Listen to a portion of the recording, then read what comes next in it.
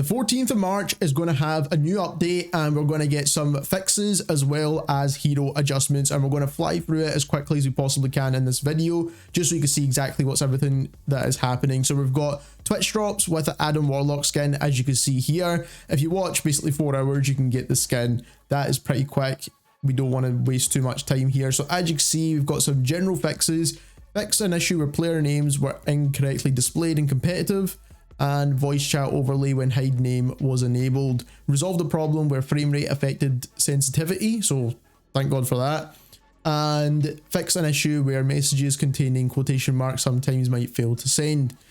Then we also have hero basically bug fixes essentially. So we've got Loki's deathly illusions resolved, where Loki's ultimate abilities transformation could sometimes cause incorrect camera angles during past live replays. God of Mischief can now enjoy his dramatic exits without a hitch. The Thing's Battlefield Blues fixed discrepancy with the speed of embattled leap across different players. Views under poor network connections, no more inconsistencies.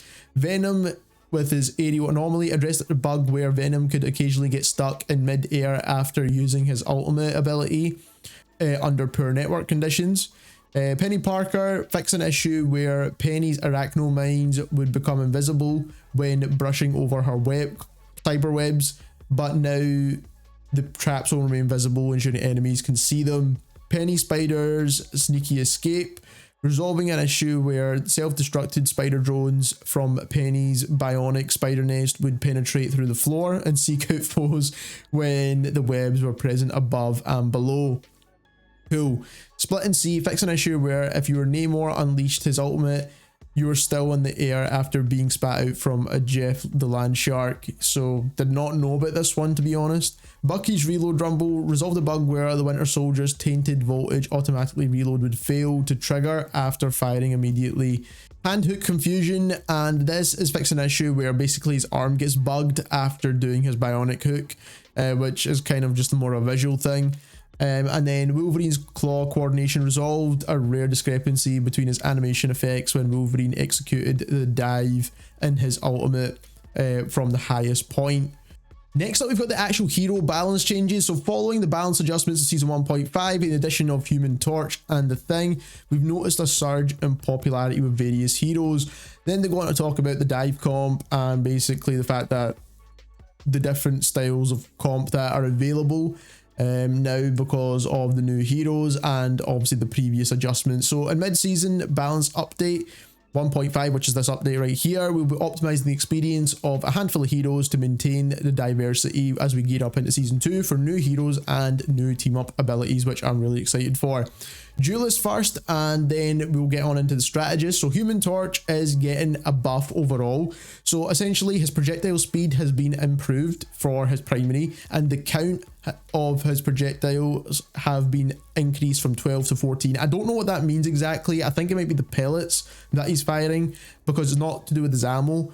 So I'm not really too sure there. Maybe it could be his ammo. I'm really a bit confused of what that actually means, to be honest, when they mean projectile count, because I'm pretty sure he only has 6 rounds available, but obviously it does replenish a little bit quicker, so I'm not really too sure there. Increase the energy cost of his ultimate, which means it's going to take longer to get, but it does do more damage now. So by itself, the initial burst goes from 70 to 80, and then the tornado damage goes from 100 per second to 120 per second, meaning that they're going to be doing quite a lot of damage if you have 4 of them. So that's kind of the idea, so it doesn't rely solely on the Storm team up. Iron Man got basically a buff, essentially. He did get a slight nerf to direct hits with his repulsors, but basically what's happened here is they've increased the damage of spell field across all of his repulsors. So that is the overdrive and the base repulsor blast. So for a direct hit, you're dealing less damage now, but for the splash damage, you're actually dealing more damage. So I actually think this is a really good buff to Iron Man, because no one's really sitting there trying to land direct attacks. So this helps him a ton. So this goes for his base repulsors and the overdrive repulsors as well. And finally for strategist, Cloak and Dagger got a bit of a nerf here overall.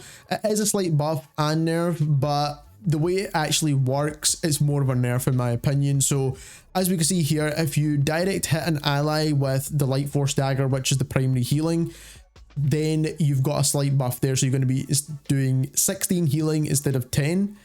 But when it comes to the spell field, so that's basically the splash healing that comes off of it, it's going to be doing 2 healing less. So it's not overall a massive nerf or anything like that, but I do still think the splash healing was super important and people don't realize how useful it actually is.